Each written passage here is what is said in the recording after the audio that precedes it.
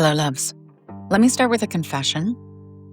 One of my saboteurs is a scientific-minded cynic, to the point where someone's almost into like scientism, where the industry, the study, the milieu of science becomes blind arrogance. That kind of person kind of rattles me. When I'm doing a speaking gig, I am magnetically drawn to those people because they kind of rattle me. So this feature, this excerpt that I'm about to offer you from my new book, Bless and Release, The Physics of Letting Go and Wanting What's Meant for You. By the way, daniellelaporte.com/bless. It's an audio now. It's an ebook. You get it through my app. It's so easy to make happen. And it's coming out soon in print. So now's the time to get all the orders in. Where was I with that? This chapter from Bless and Release about physics having a crush on spirituality is one of my favorites because it's a place for me to love everybody. It's a place for me to welcome everybody in to the kind of mind that needs proof. I see you, baby. I got you. You are welcome here at this table. To the kind of mind that has a deep cellular knowing that sometimes we cannot put words to, but we know love is a good idea. We do not need science to validate our connection to the divine. You are welcome here. You've been here for years. The whole approach with letting go and manifesting for me needed to include all that hath been validated in laboratory settings and everything that the mystics and the ancients have been teaching for centuries. So here we go. This is where the metaphysics meets the physics.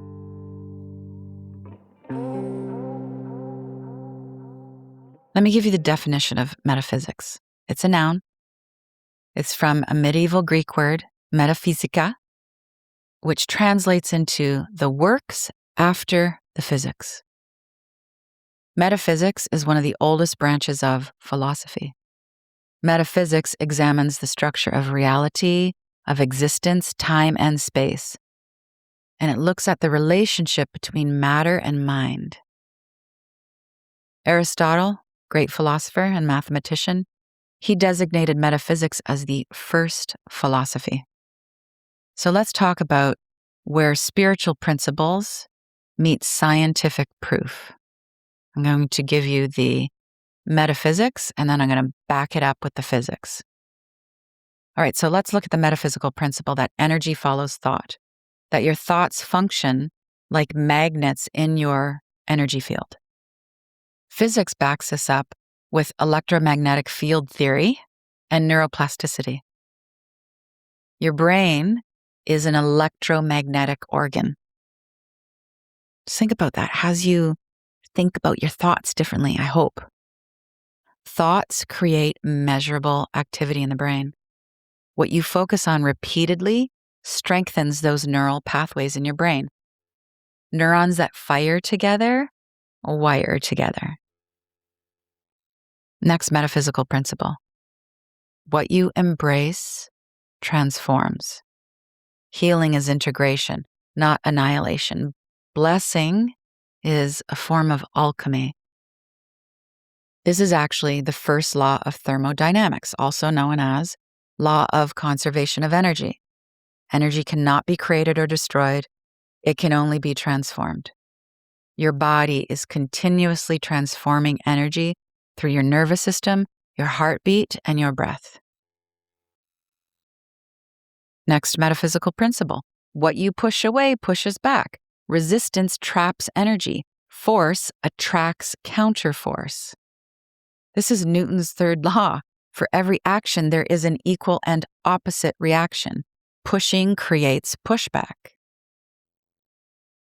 Spirituality teaches us that conscious awareness heals. Observing something with focused, positive intention changes it. Physics calls this the observer effect. Observation changes what is being observed. Focused attention creates order in chaotic systems. Metaphysics teaches us that like attracts like. Higher frequency emotional states naturally sync with and attract matching experiences, higher and lower. Physics calls this frequency resonance. When two things vibrate at similar frequencies, they amplify each other. This is very powerful teaching. Thoughts and emotions carry specific frequencies. Heart coherence produces smooth, ordered energy waves. Mystics have been teaching us for centuries that the heart is command central. The heart is the seat of the soul. When you work from the heart center, you are circulating high frequency energy through all systems. This is biology, heart-brain communication. Your heart has 40,000 neurons that are continuously communicating with your brain. Heart coherence synchronizes your entire nervous system. The heart's electromagnetic field is the strongest electromagnetic field in the body. Life force, prana, change, transformation, transmutation, it all happens in the heart.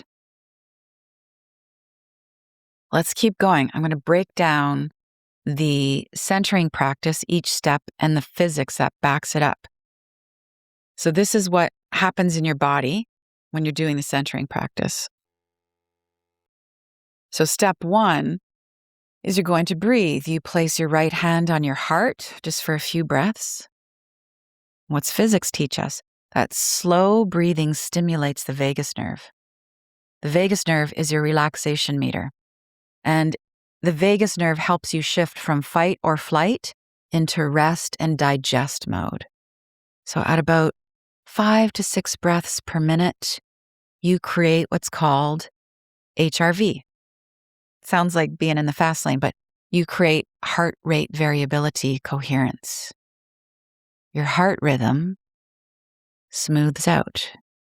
Your brain shifts into alpha and theta states. Stress hormones drop, and feel-good transmitters begin to rise. It's that simple. Step 1, breathe. Place your right hand on your heart for a few breaths. Next step in the centering practice, you have a positive thought. You recall a beautiful memory, a feeling, a virtue, a soul quality. Science proves that meditative focus interrupts rumination and rewires your brain towards possibility thinking. Then what happens? Uplifting emotions activate your parasympathetic system, calm stress hormones, and signal safety to your body. Next step in the centering practice, gold light. You imagine warm golden light filling your heart center. How does science back this up? Well, guess what? Your visual cortex doesn't distinguish between seeing color and just imagining color. Meditators who are visualizing color show the same brainwave changes as if viewing actual colored light. You're training your brain's mirror network in real time. Light is so powerful. Next step in the centering practice, you bring it into your heart. You see what you're healing or manifesting in the center of your heart as a scene, a moment, a word, a symbol, or a thought. Physics backs this up. Your heart communicates with your brain through those 40,000 intrinsic neurons, influencing perception and mood. Direct and compassionate attention generates electromagnetic coherence. You can measure this several feet from your body. Your focused intention, your blessing, reduces fear center reactivity and increases the soothing circuit regulation in your body. What you embrace transforms. Okay, the next step in the centering practice, we work with the light spectrum. We already know light is powerful. What you're going to do is you're going to shine rainbow colors, full spectrum of light on whatever you're blessing, whatever you've brought into the center of your heart. You see it like colors moving through a stained glass window. What does the physics tell us? That different colors create distinct brainwave patterns. Visualizing healing frequencies in the form of colors, those soft pinks, peach tones, golds, minty greens, sky blues, pale purples, that shifts your brain into deep relaxation and heightened awareness. Areas associated with empathy and compassion in your brain begin to light up. You're bathing your nervous system in healing frequencies. Next step in the centering practice, you add in virtues if you like. You project or speak higher qualities into your heart center, like compassion. You declare love. You announce joy, forgiveness, abundance, grace. What does science tell us about this? That every thought carries measurable electrical and biochemical activity. Uplifting virtues, higher thoughts, create smooth, coherent heart rhythms, which are the opposite, obviously, of chaotic patterns of stress. Repetitive, positive focus strengthens neural pathways. Again, neurons that fire together, wire together. And the final step of the centering practice, you let what you have blessed, what you have brought into your heart to heal or manifest, you let it relax in your heart. No need to fixate or analyze. What's science got to say about this? That curiosity and compassion change your perception. The observer effect proves that observing something inevitably changes it. So when you do the centering practice, whether it's 90 seconds or the deeper meditation, what you're doing is you are deepening your understanding of and your connection to what you want to heal or manifest. You're becoming a more conscious creator.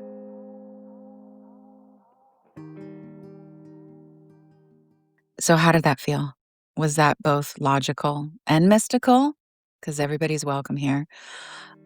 I will be here pretty much every Friday. Always, always with love. Danielle.